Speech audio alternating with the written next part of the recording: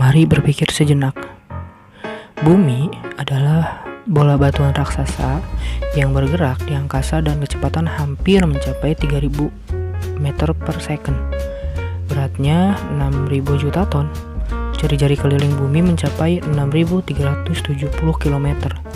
Dan panjang garis khatulistiwa yang melewati Indonesia sekitar 40.000 km.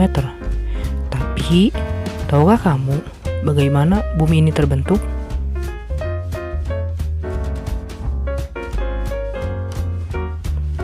Bumi yang kita tempati ini mengalami proses pembentukan yang sejarahnya tak bisa kita pisahkan dari awal mula jagat raya terbentuk.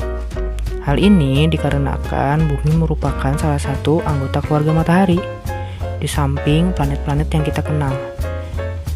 Sejak tahun 1990-an, para ahli geologi telah mengetahui bahwa kerak bumi bagian luar mengapung di atas lapisan yang lunak.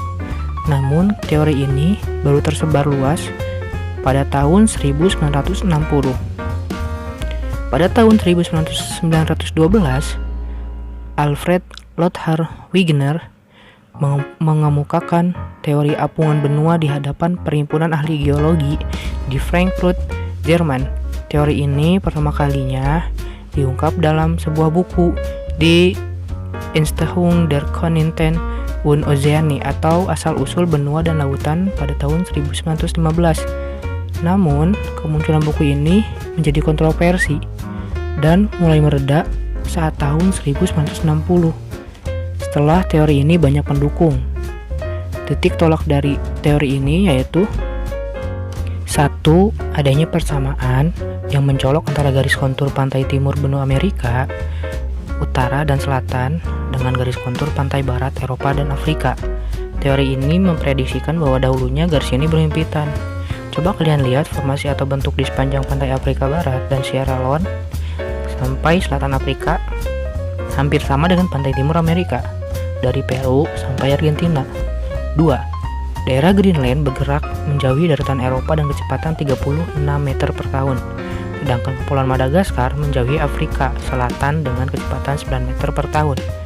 Menurut teori ini, benua yang sekarang ini adalah benua tunggal yang sangat besar yang disebut Pangea. Benua besar ini kemudian terpecah karena pergerakan lempeng tektonik, baik ke arah barat maupun ke arah menuju khatulistiwa, yaitu ke utara. Benua-benua sekarang ini pun masih terus bergerak. Selain Wegener, teori lain pun bermunculan, yaitu René Descartes dan Edward Swiss.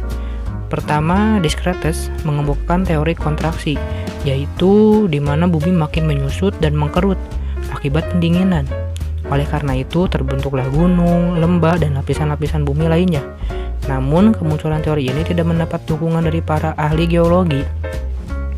Edward Swiss, yang kala itu melanjutkan teori dari Descartes, menyatakan bahwa persamaan kondisi geologi yang terdapat di Amerika Selatan, India, Australia, dan Antartika disebabkan oleh bersatunya daratan-daratan itu pada masa lalu dan disebut benua Gondwana. Namun benua besar itu sekarang tinggal sisa-sisanya saja karena bagian lain sudah tenggelam di permukaan laut.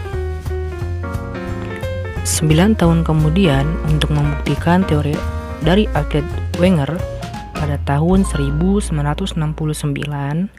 hingga 1970, peneliti dari The New York American Museum of Natural History, Ohio State University, dan Wichita State University, mereka melakukan penelitian di Kutub Selatan.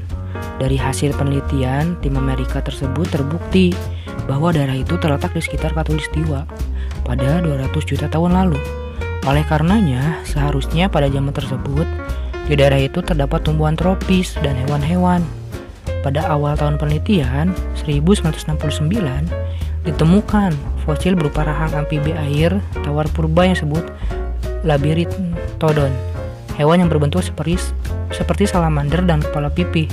Badannya besar dan berat. Fosil serupa pun ditemukan pula di Amerika Selatan dan Afrika. Bukti-bukti ini pun menguatkan teori apungan benua Alfred Wegener. Dari pergerakan benua dan lempeng tektonik ini, kita jangan lupa beberapa hal penting, yaitu 1. gerakan lempeng akan terus terjadi dan membuat berbagai perubahan di permukaan bumi. Sumber gerakan lempeng adalah arus konveksi yang terjadi di dalam atmosfer bumi. 3. Lava yang keluar dari gunung berapi dapat meninggalkan retakan di dasar samudra. Lava yang dingin pun dapat membentuk dasar lautan baru. 4. Pada perbatasan lempeng tektonik yang saling menjauh dapat terbentuk punggungan dasar laut, dan sisi lainnya zona subduksi di mana lempeng saling bertemu. 5. Gerakan lempeng tektonik dapat kita kaitkan dengan persebaran gunung berapi dan gempa bumi.